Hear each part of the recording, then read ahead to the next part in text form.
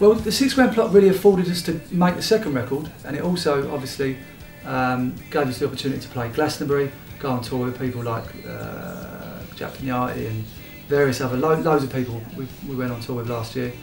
Played Festival, headlined the stage at Secret Garden Party in Cambridgeshire. So really it was like a stepping stone, but it's also a fantastic album. It's opened a lot of doors for us. We released it and it seems to go down extremely well. People like the songs, and so it's obviously opened a lot of doors, and then we can then develop our sound and go on to the Citywide Curfew. We got signed to a slightly bigger label, which means more opportunities because you've got a little bit more budget. All those type of things are really kind of helpful, you know. And we want to re-release it because it's a really good record, and we don't want it overshadowed.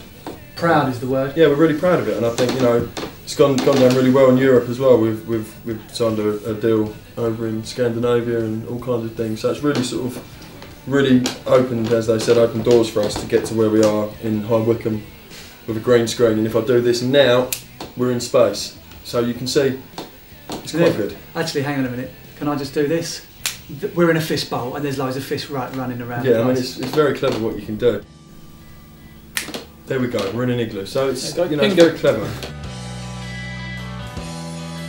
I think our live show has affected the album. When we were performing live, it was a much harder sound, and we thought we'll have to develop that sound, and so the album is a little bit harder, I feel.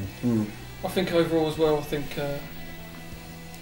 we've become better musicians anyway, and I think it's probably reflected in the songs that we're now putting together, arranging and playing, and I think in general, yeah, our sound has become a lot harder in the last 18 months to 2 years anyway, so again that's going to be reflected in Citywide Curfew. Because we spent so much time together doing the 6 grand plot and then touring it, we spent a lot of time together out on the road, which I think also gave us an opportunity to develop our musical sound, because we were together so much. There wasn't an option to do anything else.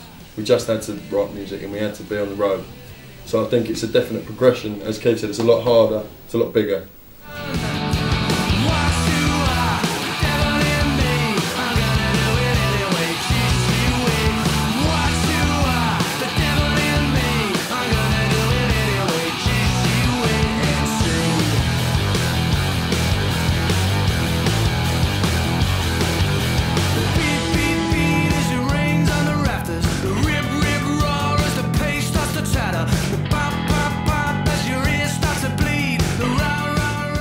When we were actually producing the record, we had, with the 6 grand plot, you kind of just, your shirt tails, you just go in there and you do what you do. But we had a lot more time to think about it, like Jamie says. And when we went to record it, we had much more time in the recording studio. Like we had, I think, like 2 months, as opposed to 10 days. I think it's just a big, ballsy record, and that's why it will sound sonically a lot sort of bigger and brasher than the first record. But I think you always want to step on anyway, I'm not saying... Yeah, but you wouldn't, I think you'd still definitely know that the 6 grand plot was Barbara Kicks, and then to listen to Citywide Curfew, you'd definitely know that it was, it was a thread. I think it needs to be viewed as being a really great introduction to the band. We keep it fresh by basically knowing that essentially we are a bunch of musicians that can't get above their stations and have to behave themselves as such. And in a manner that becomes befitting of a rock and roll band and so on and so forth. Someone said to me once, it's like being in a band is like a 4-way marriage, and there's going to be trials and tribulations along the way. But overall, with us, we're all very, very conscious of each other's needs. For example, on tour, me and Keith stay often together in the same room and so on and so forth. And I'm very conscious that Keith, needs to. He's a very early riser. He needs a nice cup of tea in the morning. So I make sure that there's always tea in the hotel. And he does the same for me. He knows that I love coffee, so he makes sure that I have coffee. It would be one hell of a hotel, wouldn't it? Yeah. That didn't have tea and coffee. But you would be surprised, Jay. I wouldn't, Jay. We've been to some wonderful hotels. Where we stay on tour are usually Travel Lodge, and I shouldn't mention Travel Lodge because I don't want to be selling them more. I think you should, Jay. They've served us well. They have served us well, but often they don't have coffee sachets in the actual little bowl. The bowl next to the.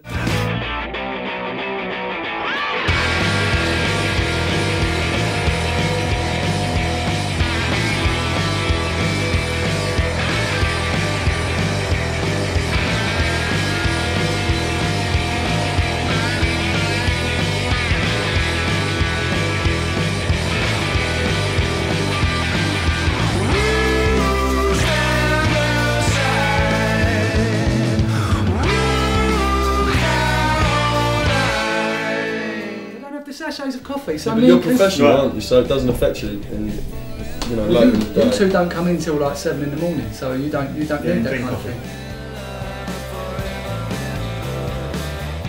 You see a lot of bands that are, you know, in the same sort of position that we're in. Exactly the word I was going to use. Aloof, really aloof, and kind of, you know, for want of a better phrase, too cool for school. You know, we're too good to just hang around with these people. You know, they've come to see us. But for us, you know, it is a massive cliche, but they have been brilliant to us, and you know, they got us to where we are with the 6 grand plot. They supported it all the way. Like a lot of bands will say, "Oh well, you know, we're only here because of the people that support the record and stuff." But it is true. Our supporters are the greatest thing that we could have ever hoped for. I mean, they're unbelievable, and also they're a little bit crazy. Like, they're very enthusiastic. Some of them, and the great thing is that the numbers are great at the moment. So. Tattoos is what they get. Officer Kicks tattoos, and you know, and they stencil themselves, and you know, they do. You know, and they're on. You know, they're really proactive and help us and do stuff like they'll go on Twitter and Twitter, you know, Johnny Ross, as I like to call him, and just, you know, annoy him and stuff. People travel miles to see Officer Kicks, and it always astounds us, I think. Like, I think we've got one gentleman who's from Ireland, comes from Ireland. Yeah, I think, and Scotland also I think there's somebody else from Finland. Newcastle regularly comes down. Pete from Ireland. Everybody, yeah, comes from far and wide. It's brilliant.